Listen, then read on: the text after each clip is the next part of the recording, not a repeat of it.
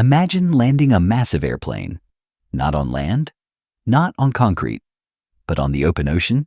No city beneath you, no ground, just water. Floating airports sound like science fiction, but here's the question. Are they actually real? And if they are, why aren't we all using them already? Air travel is exploding. Every year, billions of passengers fly across the world. Cities are overcrowded, airports are packed. And land, it's running out. So engineers asked a bold question. What if we build airports on water, not small seaplane docks, not temporary platforms, full-scale international airports? Floating. It sounds impossible, but this idea has been studied for decades, and some versions already exist. But that's not the shocking part. The idea of floating structures isn't new. Oil rigs float. Massive aircraft carriers float. Entire neighborhoods in places like the Netherlands float. So technically, it's possible. In the 1990s, Japan began researching something called the Megafloat Project. A kilometer-long floating runway was built in Tokyo Bay. Real aircraft actually landed on it. And it worked. The platform stayed stable. Planes took off and landed safely.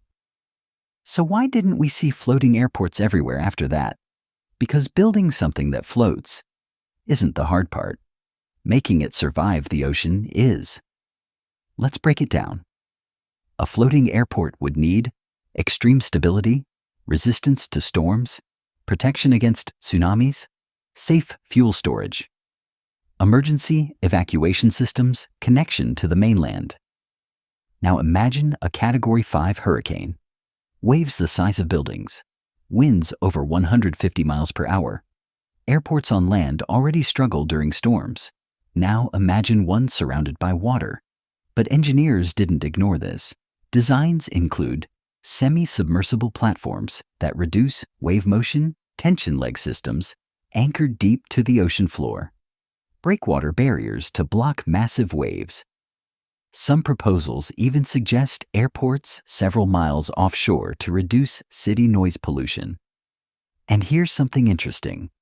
Countries like Japan and South Korea seriously considered them because of limited land space. In fact, Japan's Kansai International Airport is partially built on artificial island structures in Osaka Bay, not fully floating, but close. And then there's another idea, mobile floating airports. Platforms that could move if needed. Sounds futuristic, right? But here's the problem nobody talks about. Maintenance. Saltwater corrodes metal. Marine growth damages structures. Storm damage repairs would cost billions.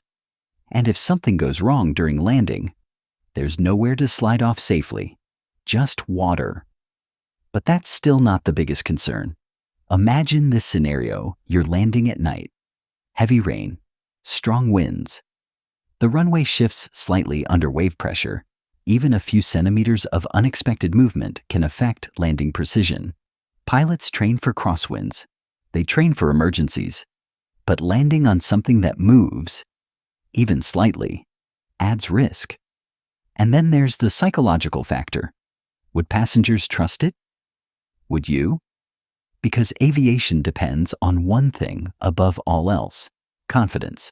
One viral accident, and public trust could collapse overnight. So with all this technology, why hasn't any country built a full floating international airport yet? Here's where the story takes a twist. Floating airports are real. They've been tested. But they're not the future most experts are betting on. Why? Because artificial islands are cheaper, more stable, easier to maintain, and easier to connect to cities. That's why places like Kansai Airport chose reclaimed land instead of fully floating platforms. The Megafloat project proved the concept works. But the cost-to-risk ratio didn't make sense long-term. So floating airports aren't impossible. They're just unnecessary. At least for now. But here's the wild part. With rising sea levels and climate change, coastal cities may one day be forced to rethink infrastructure entirely. And when that happens, floating airports might return, not as an experiment, but as a necessity. So, are floating airports real? Yes. Are they practical today? Not quite. But in a world where land disappears, cities flood, and air travel keeps growing, the ocean might become the next frontier. What once sounded insane might become normal, and maybe one day you'll look out your airplane window and see nothing but waves beneath you. Would you ever land on a floating airport? Or would that feel too risky? Comment what you honestly think below. And if you love real documentaries that explore hidden future ideas, subscribe for more, because the next story might be even more unbelievable.